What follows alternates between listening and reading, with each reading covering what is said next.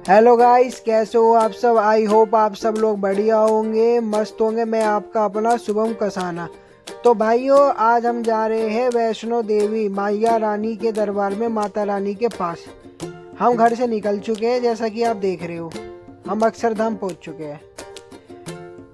तो भाइयों, हम रेलवे स्टेशन पहुंच चुके हैं। उसके बाद हम रेलवे स्टेशन में बैठ गए। थोड़े हमने रेलवे स्टेशन पर वीडियो बनाई। ये रेलवे स्टेशन के बाहर का व्यू है। ये रेलवे स्टेशन पुरानी दिल्ली रेलवे स्टेशन है। तो आपसे अब सीधा मिलते हैं माता रानी के दरबार में, वैष्णो देवी। तो भाइयों, हम वैष्णो देवी पहुंच चुके हैं।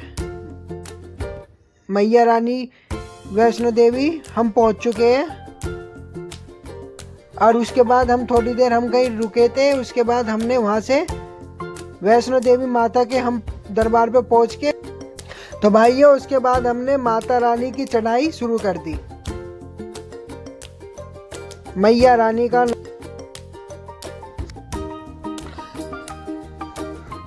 तो उसके बाद हमने मैया रानी की चढ़ाई शुरू कर दी है, माता रानी का नाम लेके।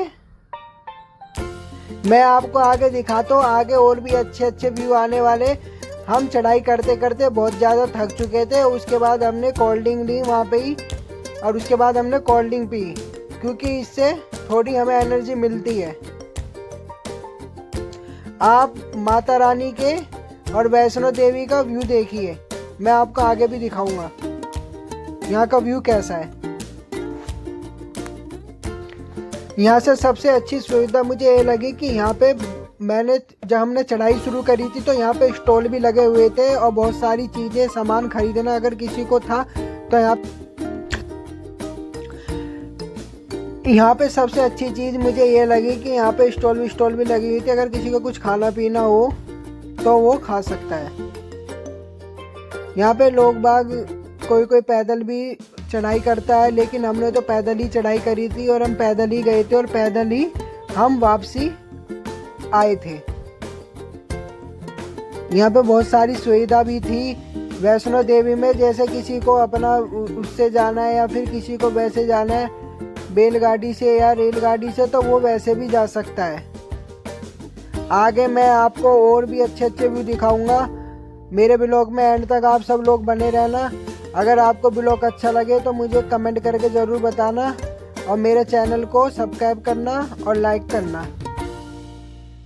और अगर आप ऐसे ही ब्लॉग देखना चाहते हो मेरे, तो मुझे कमेंट करके ज़रूर बताना। मैं आपके लिए ऐसे ही अच्छे अच्छे ब्लॉग आगे भी लाता रहूँगा। तो भाइयों, हमें चलते चलते हमने आधी चढ़ाई पार कर चुके हैं। बस अभी हम थोड़ी बहुत देर और हमें चढ़ाई चलनी है, हमें चलना है। उसके बाद हम माता रानी के दरबार वैष्णो देवी पहुंच जाएंगे।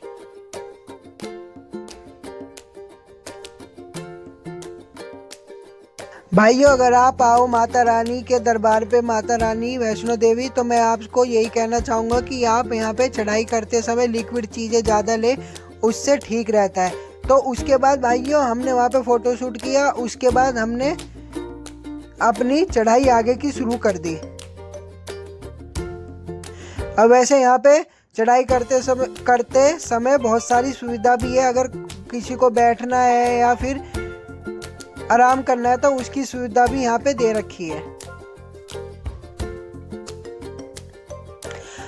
जैसा कि आप देख रहे हो, यहाँ पे बड़े बड़े पहाड़ है। ये सब चीज़ें भी है जो माता रानी वैष्णो देवी की चढ़ाई करते समय हमें नज़र आते हैं।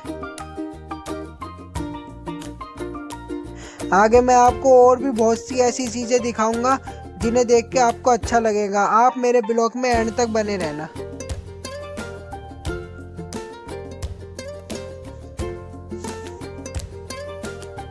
जैसा कि हम चढ़ाई कर रहे थे तो हमें रास्ते में यहाँ पे माता रानी के चढ़ाई करते समय यहाँ पे स्पीकर भी लगे रहते हैं, जिसमें माता रानी के भजन और मंत्र चलते हैं, जिससे हमें सांस मिलता है और हमें एनर्जी मिलती है, और एक दूसरे को देख के भी एनर्जी मिलती है।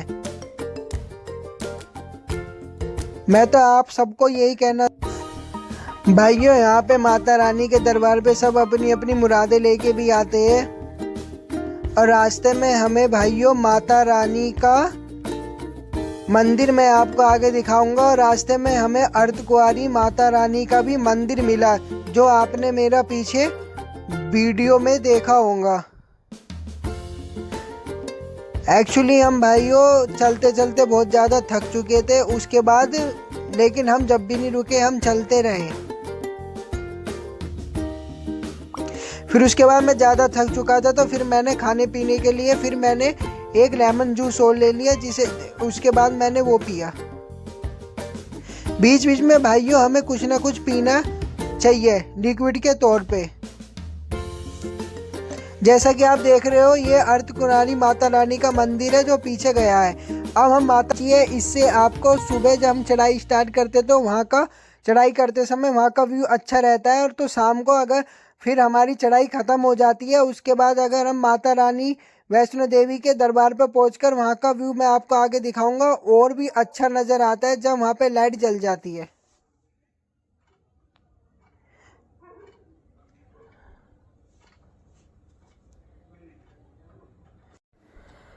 भाइयों उसके बाद हम माता रानी के दर्शन करके फिर उसके बाद हम भैरव बाबा के दर्शन करने भी गए, लेकिन वहाँ की वीडियो मैं बना नहीं पाया था क्योंकि मैं ऑलरेडी बहुत ज़्यादा थक चुका था, इसलिए चढ़ाई करते करते।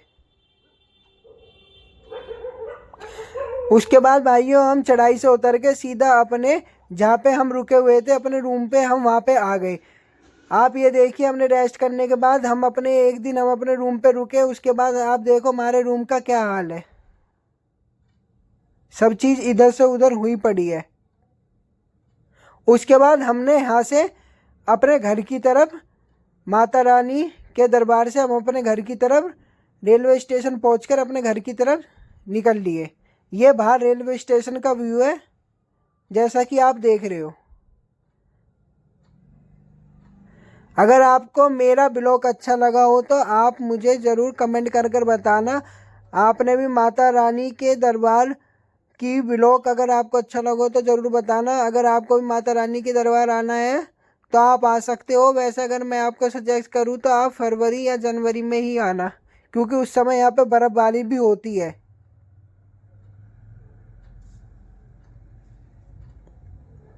ये सारा रेलवे स्टेशन के बाहर का व्यू है। धन्यवाद। जय माता।